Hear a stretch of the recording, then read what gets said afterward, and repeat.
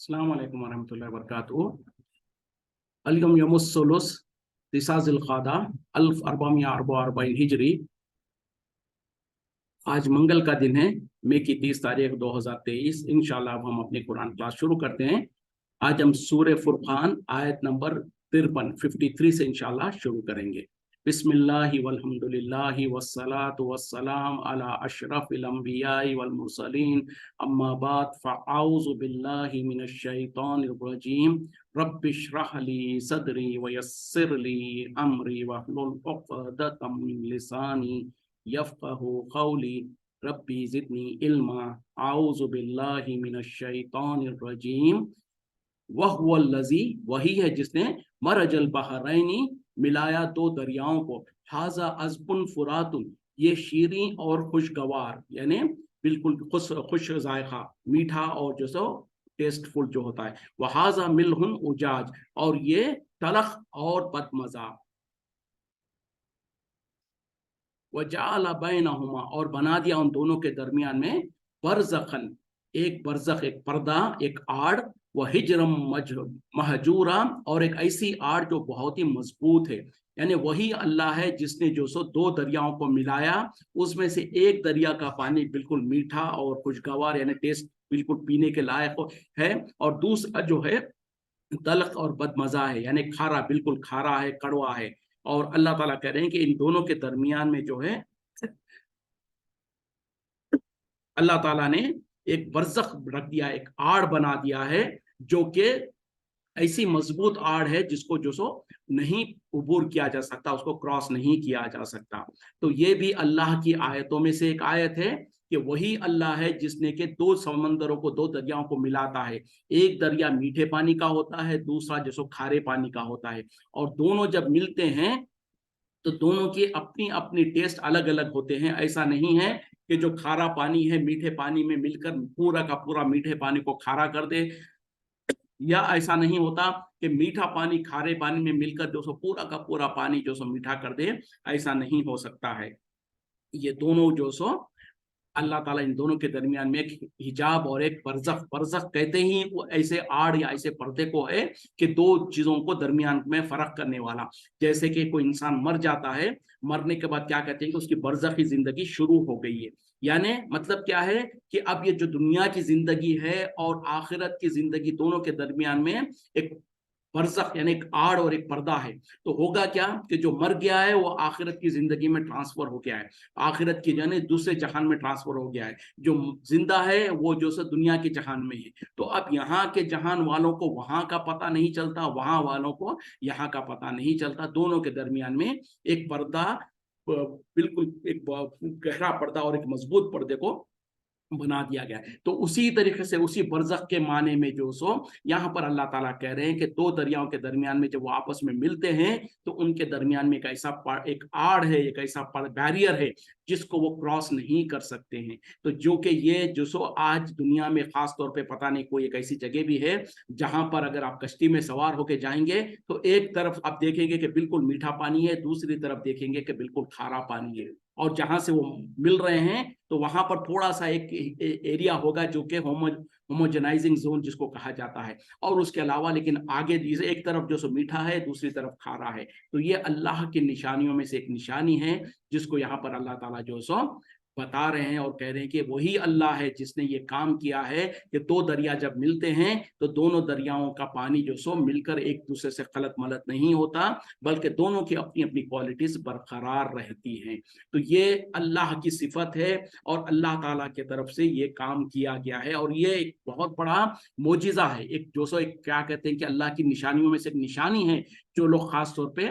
اس کو ریسرچ کرتے ہیں، ان لوگ جا کے دیکھتے ہیں تو اب یہ بیریئر ہے اس کے اندر، اور یہ بیریئر ایسا بیریئر ہے جو کہ کبھی کراس نہیں کر سکتا۔ تو اس زمانے میں 1400 سال پہلے کسی کے پاس تو نہ اتنی ٹیکنالوجی تھی، نہ ان کے پاس کوئی ایسے وسائل تھے کہ جس کے ذریعے سے معلومات کر سکے، اور نبی صلی اللہ علیہ وسلم تو جو سو آپ تو لکھے پڑھے بھی نہیں تھے، اور آپ صلی اللہ علیہ وسلم جو سو بہت لمبے لمبے سفر بھی نہیں کیے تھے، کبھی دریاؤں کا وغیرہ کا سفر بھی نہیں کیا تھا کہ آپ کو को इस मामले में तजुर्बा हो कि जो लोग कहते हैं कि नबी सल्लल्लाहु अलैहि वसल्लम जैसे कि मुशरिकीन मक्का, कुफार मक्का जो है ये इल्ज़ाम लगाते थे कि ये क्या है, बोले ये तो पहलों के किस्से कहानियां हैं, और क्या कहते थे ये तो इसने घड़ लिया है, अपने ही दिमाग से लिख लिया है और लिख के पढ़ के सुनाता है। तो उस जमाने में 1400 साल पहले, जबकि लोगों को कुछ शऊर भी नहीं था होगा कि इस तरीके से भी कुछ हो सकता है, अल्लाह ताला ने कुरान में बता दिया कि ये दो दरिया जब मिलते हैं, इसके बावजूद भी उनका पानी आपस में मिल नहीं जाता और एक दूसरे को ओवरटेक नहीं करता है, तो ये इसके दरमियान में हमने एक पर्दा बना के रखा है। तो ये पर्दा है और ये इस तरीके से जो सो बरज़ख है, या इस तरीके से दोनों के दरमियान में एक आड़ है जो कि एक दूसरे को क्रॉस नहीं कर सकते हैं, ये सब कुछ कैसे पता चला होगा? तो इससे ये साबित हो गया कि अल्लाह के तरफ से कुरान नाजिल करता था। नबी सल्लल्लाहु अलैहि वसल्लम को तो ना इसके बारे में कुछ पता था, ना आप सल्लल्लाहु अलैहि वसल्लम ने कभी इसका तजुर्बा किया था। तो ये साबित होता है कि ये सब कुछ अल्लाह के तरफ से वही के जरिए से आप सल्लल्लाहु अलैहि वसल्लम को बताया गया था। तो ये एक दलील भी है, और साथ में इसमें साइंटिफिक तरीके से जो इस्लाम के कुरान के अंदर जो साइंटिफिक फैक्ट्स है, उस फैक्ट्स को प्रूव करने वाली आयत भी इसको कंसीडर किया जा सकता है। वही है जिसने खलक़ मिनल माई, पैदा किया है पानी से, बशरन, बशर को, इंसान को, फजालनाहु नसबन, फिर उसने बना दिया उनके लिए नसब, वह सिरहन, वो सेहरन और ससुराली रिश्तेदार, वकाना रब्बु का खदीरा, और है तुम्हारा रब इस पर खुदरत रखने वाला, यानी खुदरत रखने वाला, यानी अल्लाह ही है जिसने इंसानों को पानी से पैदा किया है, फिर उसके बाद उनको नसब बना दिया उनके लिए, यानी जो माँ बाप की तरफ से जो नस्बी रिश्ते होते हैं वो, फिर वह सेहरन यानी ससुराली रिश्ते, और अल्लाह ताला जो सो बहुत बड़ा कुदरत रखने वाला और इस पर कादिर है। तो यहाँ पर भी देखें, एक अल्लाह ताला एक साइंटिफिक फैक्ट को क्या बता रहे हैं, वो ये है कि अल्लाह ताला है जिसने के इंसान को पानी से पैदा किया, और खास तौर पे उस जमाने में और मक्के के अंदर वहां पर पानी की सबसे ज्यादा किल्लत थी। अगर किसी चीज सबसे ज्यादा कीमती होती थी तो उस जमाने में तो पानी था, और उस जमाने में लोगों को कहा जा रहा है कि हर चीज को अल्लाह ताला ने पानी से पैदा किया, जैसे कि दूसरी जगह पर कहा, और यहाँ पर भी अल्लाह ताला कह रहे हैं कि हमने इंसान को पानी से पैदा किया। तो अंदाजा करें कि उस जमाने में कोई इंसान इसको मान सकता था, जबकि खास तौर पे पानी की किल्लत है, और वहां पर अल्लाह ताला ये कह रहे हैं। तो ये भी जो सो नबी सल्लल्लाहु अलैहि वसल्लम के तरफ से होने की, यानी अगर होता तो कोई इंसान अपने जहन से अगर लिखता तो इस तरीके की चीज तो नहीं लिख सकता था, लेकिन ये क्योंकि अल्लाह के तरफ से वही के जरिए से थी, तो अल्लाह ताला ने बता दिया। और आज जो 100 साल 200 साल पहले जब लोगों ने रिसर्च किया, तो वो मानते हैं इस बात को कि हाँ यकीनन इंसान के कंटेंट, इंसान की बॉडी का जो कंटेंट है, पता नहीं 60, 70 या 90% उसका पानी है। उसी तरीके से हर जानदार चीज का मेन कंटेंट जो होता है वो पानी होता है। तो यहाँ पर भी अल्लाह ताला उसी बात को इज़हार कर रहे हैं कि अल्लाह ही ने इंसान को पानी से पैदा किया, फिर उसके बाद उनके लिए उनके रिश्ते कायम कर दिए, जो माँ बाप की तरफ से, बाप की तरफ से जो रिश्ते होते हैं, जिसको नसब यानी जिसका उसके खानदान का जो सिलसिला होता है, वो खानदानी रिश्तेदार भी, फिर जब इंसान किसी औरत से शादी करता है, उसके वजह से जो उसको ससुराली रिश्ते होते हैं, तो इन रिश्तों को भी अल्लाह ताला ही ने ही जो सो कायम किया है। और अल्लाह ताला जो सो बहुत कुदरत वाला है। वो याबुदूना, और वो इबादत करते हैं, मिन दूनिल्लाहि, अल्लाह के सिवा, माला यनफाउहुम, जो उन्हें कोई नफा नहीं दे, वला यजुर्रुहुम, और ना ही उनका कोई नुकसान कर सके। वकानल काफिर, और है काफिर, अला रब्बिही, अपने रब के खिलाफ, जहीरा, पुष्ट पनाही करने वाले, किसकी? शैतान की, यानी शैतान की मदद करने वाले। और उन लोग इबादत करते हैं अल्लाह को छोड़कर, अल्लाह के अलावा ऐसों की, जो ना उन्हें कोई फायदा दे सके, ना उनका कोई नुकसान कर सके। और काफिर तो है ही अपने रब के खिलाफ शैतान की मदद करने वाले। तो अब यहाँ पर अल्लाह ताला जो सो वाज़े तौर पर कह रहे हैं कि काफिर लोग, मुशरिकीन का काम क्या है कि वो अल्लाह को छोड़कर या अल्लाह के साथ औरों की इबादत करते हैं, ऐसे मखलूकात या ऐसे चीजों की इबादत करते हैं जो ना तो उनको कोई नफा दे सके, نہ उनका कोई नुकसान कर सके। और हकीकत में कुफ्फार तो जो सो शैतान की मदद करने वाले हैं अपने रब के मुकाबले में, यानी अपने रब के खिलाफ शैतान की मदद करने वाले। तो अब यहाँ पर जो अल्लाह ताला यहाँ पर बयान कर रहे हैं कि कुफ्फार और मुशरिकीन जो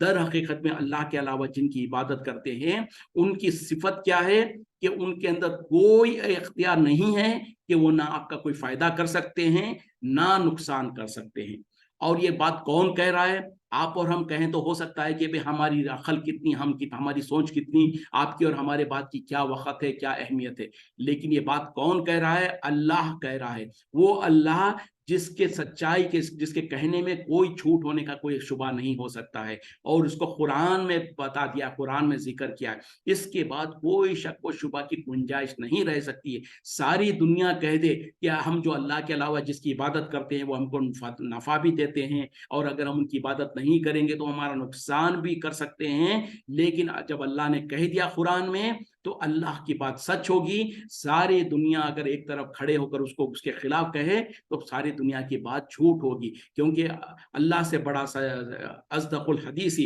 यानी सबसे बड़ा, अल्लाह से बड़ा कौन सच्चा हो सकता है। और कुरान से बड़ा, कुरान में अल्लाह ताला ने जब उसको कह दिया तो इससे बड़ी सच्चाई कोई और नहीं हो सकती है। और अल्लाह के अलावा जिसकी भी इबादत की जाए, तो यहाँ पर अल्लाह ताला कह रहे हैं कि वो जिनकी इबादत करते हैं अल्लाह के अलावा, तो जो भी है, चाहे वो कोई पत्थर का बुत हो, चाहे कोई लकड़ी की कोई मूर्ति हो, चाहे कोई जानवर हो, सांप बिच्छू, गधा गाय बकरी हो, या फिर जो सो कोई इंसान बुजुर्गान दीन औलिया अल्लाह हो, या अंबिया कराम हो, या कोई भी हो, कोई भी बड़ी से बड़ी शख्सियत हो, या कोई पत्थर वगैरह की मूर्ति हो, जो भी हो, जिसकी भी इबादत की जाती हो अल्लाह को छोड़कर, अल्लाह के अलावा, वो सब के सब का मामला क्या है कि ना वो आपका जर्रा बराबर का फायदा कर सकते हैं, ना जर्रा बराबर का आपका नुकसान कर सकते हैं। तो ये अल्लाह तो कह दें कुरान में, अल्लाह ताला कुरान में कह रहा है, लेकिन मुसीबत क्या है? हम इस पर यकीन नहीं करते, हमारा भरोसा इस पर नहीं होता है। और अगर भरोसा हो जाए हमारा कि अल्लाह के अलावा जिसकी भी इबादत की जाती है उनके अंदर रत्ती बराबर भी आपका ना फायदा करने का इख्तियार है, ना आपका नुकसान करने का इख्तियार है, अगर ये हमारा ईमान इस पर मजबूत हो जाए तो मामला उसी लम्हे, उसी घड़ी इंसान जो सो फिर अल्लाह के अलावा किसी की इबादत ना करे। क्यों? कि जिसकी भी इबादत इंसान करता है अल्लाह के अलावा, इन दोनों में से एक मकसद को हासिल करने के लिए करता है। अच्छा, इबादत इबादत कहेंगे तो लोग क्या समझते हैं कि भाई कौन करता है अल्लाह के अलावा की इबादत, ये खामखा के इल्जाम लगाया जा रहा है। तो इबादत जब कहा जाए तो इबादत में वो सब चीजें आ जाती हैं जो इबादत की शक्लें हो सकती है। मिसाल के तौर पर रुकू करना, सजदा करना, किसी से जो सो बेइंतहा उम्मीद के साथ दुआ मांगना, किसी से बेइंतहा खौफ से डरना, ये इस तमाम के तमाम इबादत की शक्लें हैं। मिसाल के तौर पर यानी रुकू करना, सजदा करना, ये हम और आप जानते हैं कि नमाज के अंदर है और ये इबादत की शक्ल है। तो अब ये क्या है? अल्लाह के सिवा किसी और के साथ नहीं किया जा सकता, यानी रुकू और सजदा और नमाज अल्लाह के लिए है। अल्लाह के अलावा अगर किसी के सामने भी ये करेंगे तो ये इबादत गैरुल्लाह की इबादत होगी और ये शिर्क हो जाएगा। अब कोई इंसान, जैसे हमारे माशरे में खास तौर पे देखा जाता है, कुछ लोग जो सब अपने बुजुर्गान, अपने माँ बाप के सामने इस तरीके से झुकते हैं, या उनके पैर कदम बोसी के नाम पर उनके कदम चूमने की कोशिश करते हैं। और कुछ जालिमों को आज भी, क्योंकि ये कोई झूठ नहीं कर सकता, झुटला नहीं सकता है, ऐसे आज के दौर में भी ऐसे कितने ही जाहिल मुसलमान मौजूद है जो अपने पीरों को, मुरीदों के सामने बाज़ाफ्ता सजदा करते हैं। यानी जिस तरीके से हम अल्लाह के सामने सजदा करते हैं उस तरीके से बाज़ाफ्ता जो सो जिंदे मुरीद है, मुर्शद है, उनके सामने वो खड़ा हुआ है, सामने उसके सामने लोग सजदा कर रहे हैं। और यूट्यूब पे ऐसे कहीं कितने ही बेहिसाब क्लिप मौजूद है। अगर मैं झूठ कह रहा हूं, किसी को यकीन नहीं आता है तो जाकर यूट्यूब पर खुद क्लिक करके देख लें। और हमारे माशरे में ऐसे मौलवी भी मौजूद है, और हमारे पड़ोसी मुल्कों में तो हमसे ज्यादा है, जो कि जिंदे मौजूद है, और उनकी जाहिल कौम, उनके मुरीद जो सो उनके सामने जाकर बाज़ाफ्ता सजदे कर रहे होते। फिर उसी तरीके से बुजुर्गान दीन, औलिया अल्लाह, जिनकी खबरें हमारे पास मौजूद है, जिनको लोगों ने दरगाहें बना के रखा है, उस पर खुब्बे और उसके ऊपर मज़ारात बनाकर उसको जो सो आरास्ता किया है, वहां पर जाकर तो लोग धड़ल्ले के साथ वहां पर रुकू करते हैं, सजदे करते हैं। और जब लोगों से कहा जाता कि भाई ये मत करो, तो उसके ताबीलें करने लगते हैं, कहते हैं कि नहीं नहीं, बोले ये सजदा वो नहीं है जो इबादत के तौर पर है, ये तो बोले बस उनकी ताजीम की जा रही है और फला, इस तरीके से हीले बहाने करते। तो अब उनका क्या करेंगे, जो जिंदे मौलवी अपने मौलवियों के सामने बाज आफ्ता पूरे का पूरा सजदा कर रहे हैं। तो बहरहाल बहानेबाजी करना और अपने आप को जो सो उससे हीले बहाने कर लेना, तो दुनिया में शायद हमको और आपको बेवकूफ बना सकते हैं इस तरीके से हीले बहाने करके। लेकिन जब क़यामत में अल्लाह के सामने अल्लाह ताला कहेगा कि तुमने अपने बड़ों को और अपने बुजुर्गों को सजदा किया था और इबादत की शक्लें किया था मेरे अलावा, तो उस वक्त में तो अल्लाह के सामने ये हीले बहाने उनके नहीं चल पाएंगे। तो बहरहाल जो कोई भी इबादत की एक भी शक्ल अगर अल्लाह के अलावा किसी के सामने किया तो उन्होंने शिर्क किया। और यहाँ पर अल्लाह ताला वही कह रहे हैं कि जो अल्लाह के अलावा दूसरों की इबादत करते हैं, तो हकीकत क्या है कि वो तमाम के तमाम जिन जिन की भी इबादत की जाती हो, चाहे वो कोई नबी और रसूल ही क्यों ना हो, जैसे कि मुशरिकीन मक्का, कुफार मक्का हजरत इब्राहिम अलैहिस्सलाम का भी एक बुत बनाकर काबे के अंदर रखे थे, उनकी भी इबादत करते थे।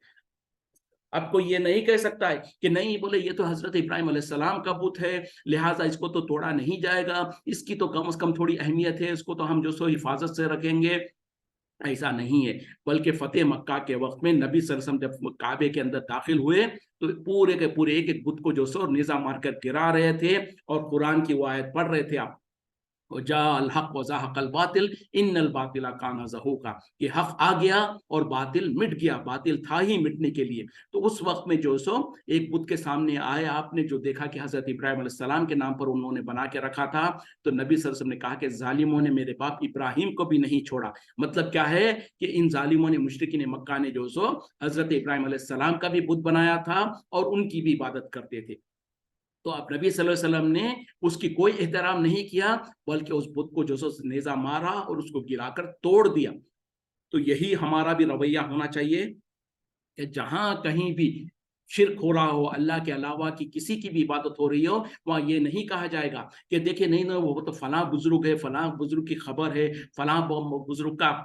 मकबरा है, जैसे कि आज हमारे मुल्कों में हम करते हैं और कहते हैं कि नहीं, बोले ये तो और कोई करना अगर उसको तोड़ना चाहे तो कह देंगे ये तो गुस्ताख है, ये तो औलिया अल्लाह के दुश्मन है। अगर ऐसा होता तो नबी सल्लल्लाहु अलैहि वसल्लम क्या नौज़ुबिल्लाह इब्राहिम अलैहिस्सलाम के गुस्ताख थे? हरगिज़ नहीं, बल्कि अल्लाह ताला तो ये कहता है, जैसे कि खुद मूसा अलैहिस्सलाम का वाक़या भी मशहूर है, कुरान में अल्लाह ताला ने उसका जिक्र किया मूसा अलैहिस्सलाम के कौल को, कि जब मूसा अलैहिस्सलाम तो कोहे तूर पर गए थे तौरात को लेने के लिए, तो पीछे उनकी कौम ने जो सो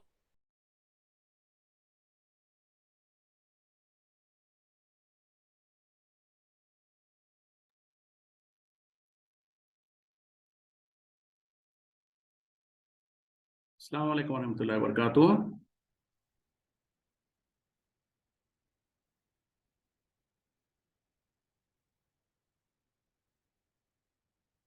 अस्सलाम वालेकुम रहमतुल्लाहि व बरकातुहू।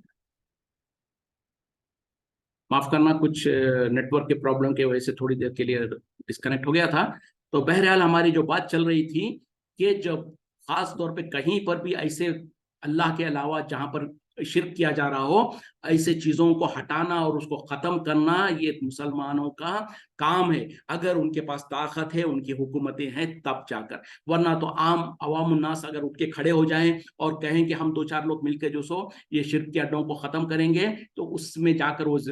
कोई खैर के अलावा बहुत ज्यादा फितना करेंगे। लेकिन ये क्या होगा, वो जहां पर के इस्लामी हुकूमतें होंगी, वहां पर जो वक्त के काजी होंगे, जो जिम्मेदार होंगे, उनकी जिम्मेदारी है कि वो अपने तौर पर इसको करें, ना कि इनफिरादी तौर पर कोई खड़ा हो जाए, उससे वो बहुत ज्यादा फितना होगा। तो बहरहाल मूसा अलैहिस्सलाम की कौम ने जब जो सो पीछे, जब मूसा अलैहिस्सलाम कोहे तूर पर गए थे तौरात को लेने के लिए, तो पीछे सामरी जो इंसान था उसने जो सो उनकी कौम को बहका दिया और बछड़े की इबादत पर लगा दिया था। जब मूसा अलैहिस्सलाम वापस आए और देखा कि कौम का हाल ये है, तो बहरहाल जो लंबा वाकया है, उस वक्त में जो सो सामरी को भी वो ڈرایا دھمکایا اور اس کے بعد اس کو کہا کہ دیکھ تیرے خدا کو ہم کس طریقے سے اس کو جلا دیتے ہیں اور جلا کر اس کی راہ کو بکھرا دیتے ہیں. تو پتہ کیا چلا, جہاں کہیں بھی مسلمانوں کو طاقت ہوگی تو وہ تمام شرک کے اڈوں کو ختم کریں گے, توحید کو قائم کریں گے, اور اللہ کے علاوہ جس کی بھی عبادت کی جاتی ہے ان کے اندر ذرہ برابر بھی کسی کا فائدہ کرنا یا کسی کا نقصان کرنے کی طاقت نہیں ہے, نہیں ہے, نہیں ہے. کیونکہ قرآن میں اللہ تعالیٰ اس بات کی گارنٹی دے رہا ہے اور اس بات کو ثابت کر رہا ہے. اور اس ایک نقطے کو اگر ہم سمجھ جائیں گے کہ جس کی بھی عبادت کی جا رہی ہے, چاہے وہ بہت بڑا بزرگ ہو, چاہے ولی ہو, چاہے جو بھی ہو, ان کے پاس ذرہ برابر کی, رتی برابر کی بھی نہ تو کوئی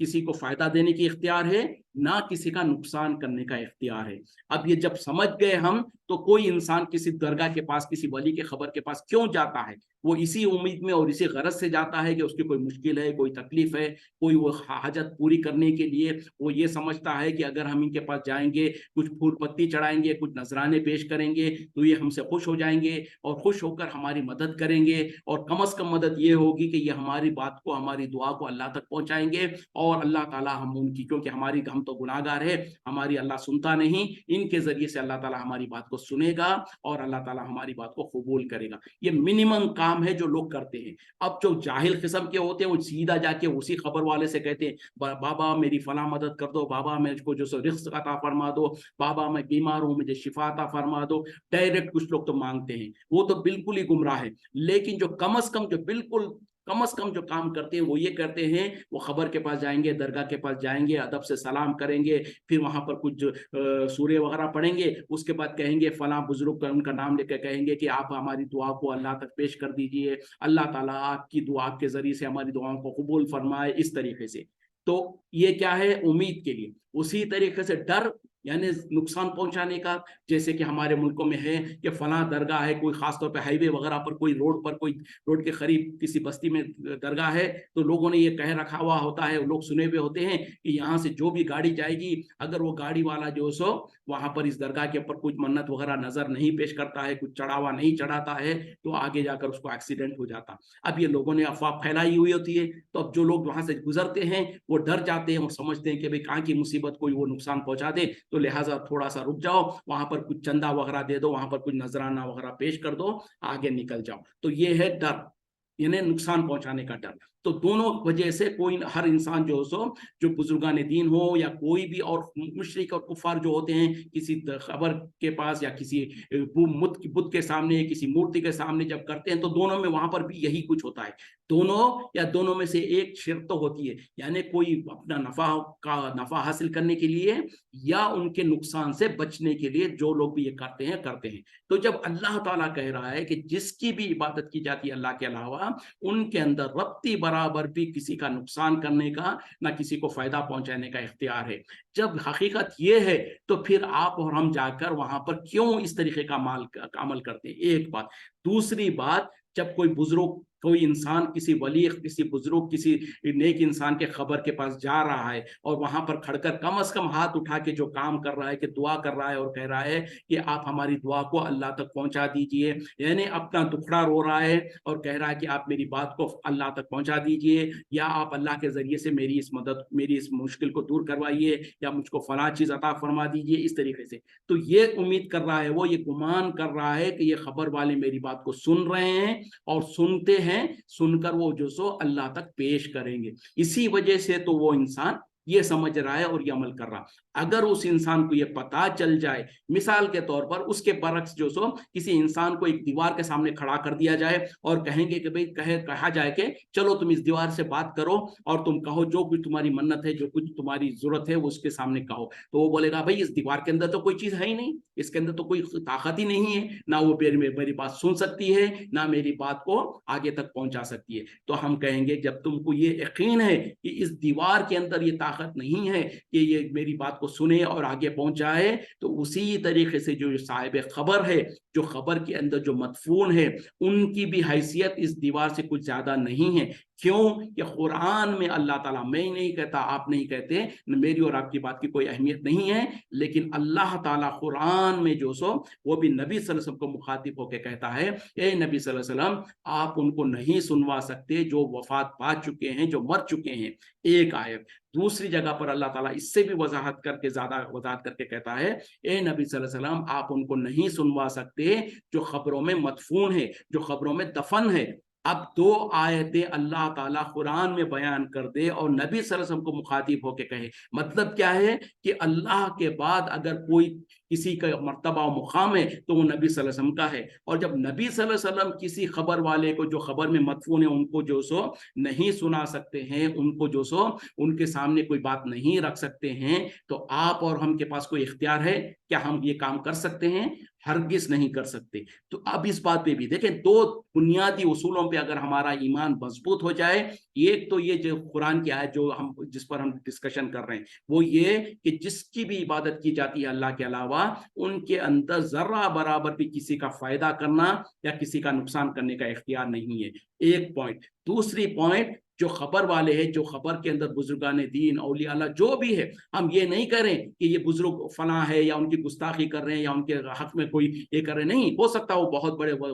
بزرگ ہو، بہت بڑے ولی ہو، سب کچھ ہو، لیکن اللہ تعالیٰ نے جب قرآن میں کہہ دیا کہ جو کوئی بھی خبر میں مدفون ہے، اس میں یہ نہیں کہا کہ عام انسان ہوگا تو نہیں سن سکتا ہے کوئی ولی اور بزرگ، کیونکہ نبی صلی اللہ علیہ وسلم کو اللہ تعالیٰ مخاطب ہو کے کہہ رہے ہیں اور کہہ رہے ہیں کہ جو بھی خبر میں ہے اس کو آپ نہیں سنا سکتے، تو یہ عام حکم ہے اور نبی صلی اللہ علیہ وسلم کو اللہ تعالیٰ بتا رہے، تو جب نبی نہیں سنا سکتے تو دنیا کا کوئی انسان نہیں سنا سکتا۔ تو اس بات پر بھی ہمارا ایمان یقین ہو جائے، جم جائے، کہ چاہے وہ جو سو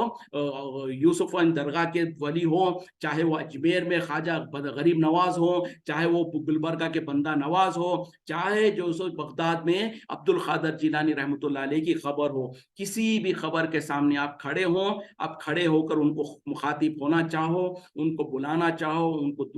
کو جو سو اپنی بات ان کو پیش کرنا چاہو، چاہے آپ بہت بڑا مائکروفون اور بہت بڑا اسپیکر رکھ کے سنائے، چاہے آپ ان کے خبر کے سامنے جتنی آواز، بلند آواز سے میں بات کر رہا ہوں اتنی بلند آواز سے بات کریں تو بھی نہیں سن سکتے ہیں۔ تو اس کے علاوہ اس سے بھی، حالانکہ یہ بھی نہیں ہوتا ہے، جو بھی خبروں کے پاس جاتے ہیں، جو بھی کسی درگاہ وغیرہ کے پاس جاتے ہیں، جتنی بلند آواز سے میں بات کر رہا ہوں، کیا اتنی بلند آواز سے وہاں پر بات کی جاتی ہے؟ نہیں ہوتا۔ کیا ہے، لوگ آہستہ آہستہ اپنے دل کے اندر زیادہ سے زیادہ، جیسے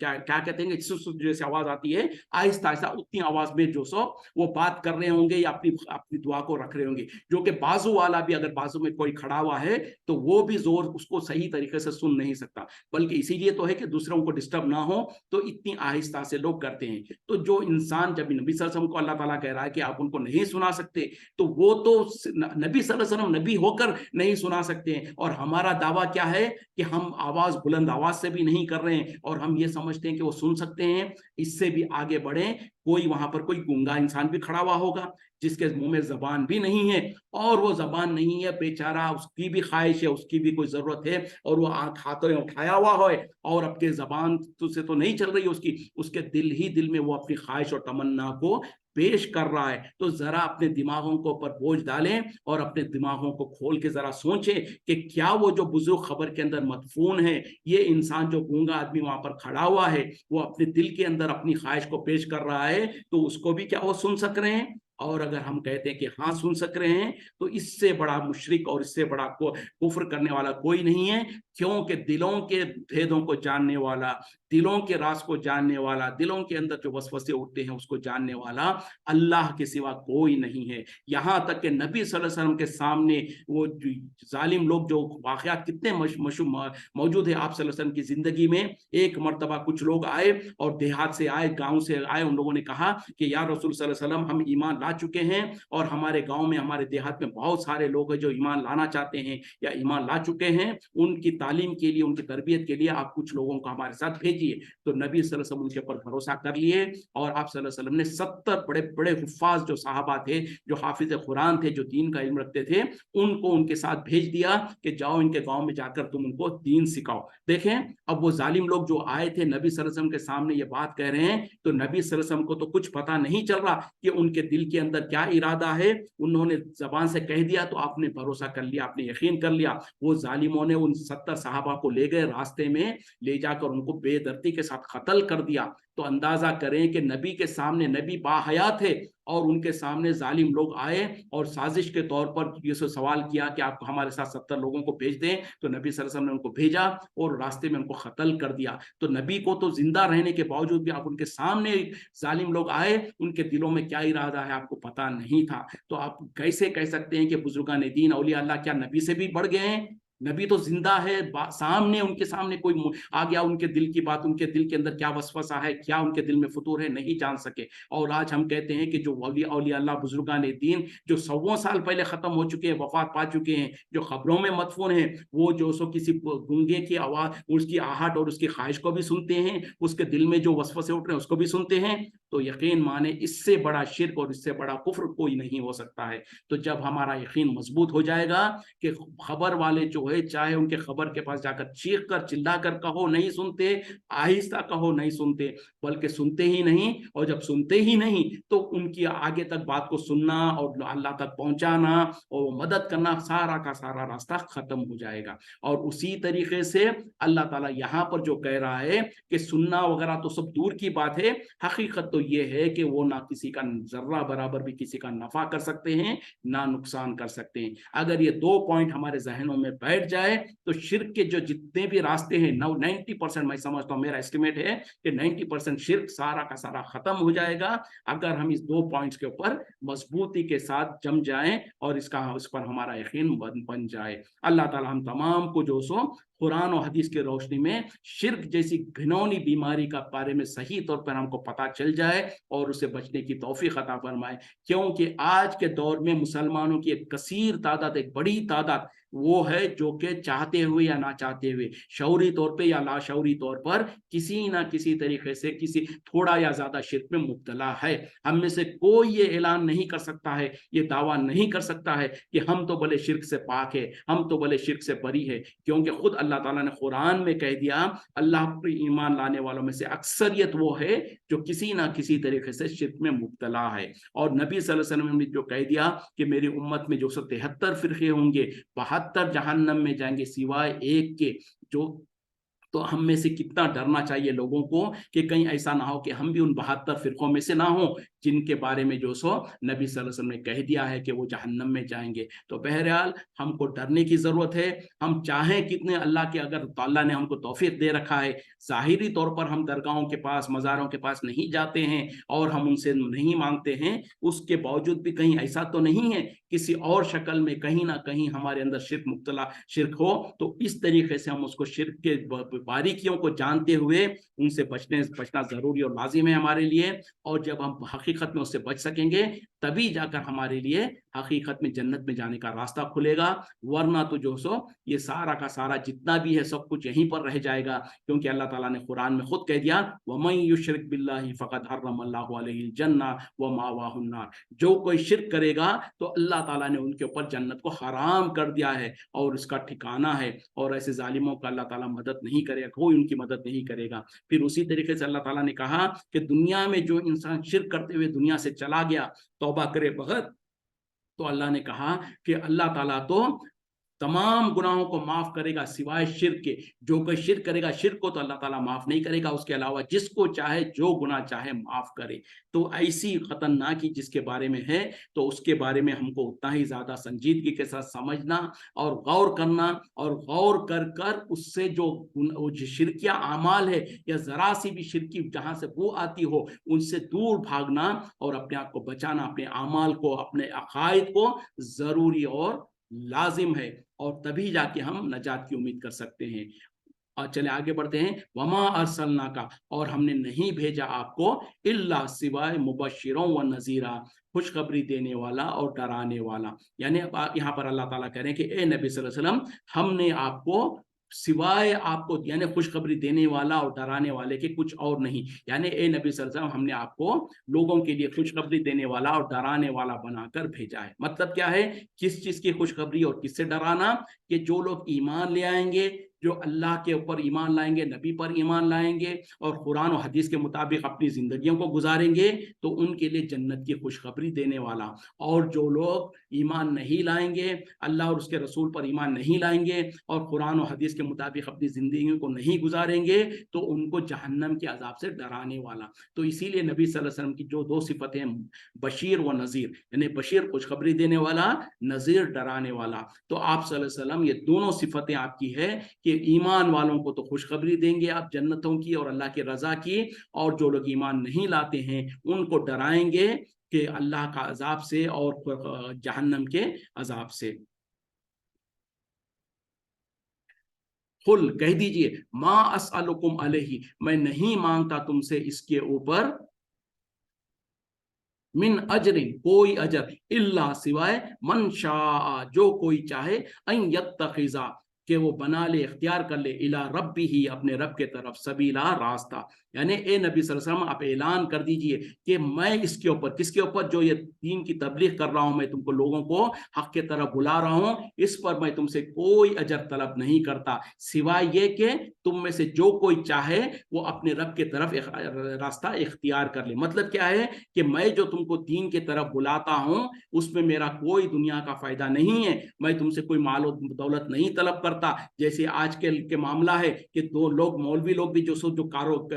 دین کی تبلیغ کرتے ہیں تو دنیا داری کے خاطر، اللہ تعالیٰ ان کو ہدایت دے. حالانکہ دین کی تبلیغ کرنے میں اگر کوئی انسان جو سو فل ٹائم کام کرتا ہے اور اس میں اجرت حاصل کرتا ہے تو وہ منع بھی نہیں ہے، لیکن پورا مقصد وہ نہیں ہونا چاہیے. اس کا سب سے پہلا مقصد تو اللہ کی رضا، اللہ کو راضی کرنا، اور اللہ نے جو دین ان کو دیا ہے، دین کا علم جو دیا ہے، اس کی ذمہ داری کو پورا کرنا ہو. اس کے ساتھ ساتھ ظاہر بات ہے کہ وہ دن بھر اگر اس کے اوپر لگا ہے تو اس کا بھی تو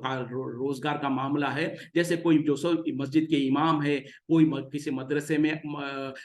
استاد ہے، اب وہ ظاہر بات ہے کہ پورا دن مدرسے میں جو سو دین کی تعلیم سکھا رہا ہے، تو اب اس کو بھی اپنی روزی کمانا ہے تو اس طریقے سے اجرت حاصل کرتا ہے تو کوئی حرج نہیں ہے. لیکن صرف مال کمانا اس کا مقصد نہ ہو، سب سے پہلا مقصد تو اللہ کی رضا ہو. بعد میں یہ ہے کہ اس کے ذریعے سے اگر وہ مال بھی کماتا ہے تو اس کو دگنا بلکہ دگنا فائدہ ہے.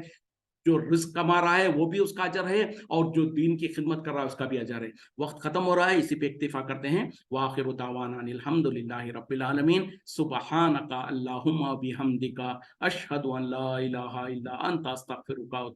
واتوب الیک. السلام علیکم ورحمۃ اللہ وبرکاتہ.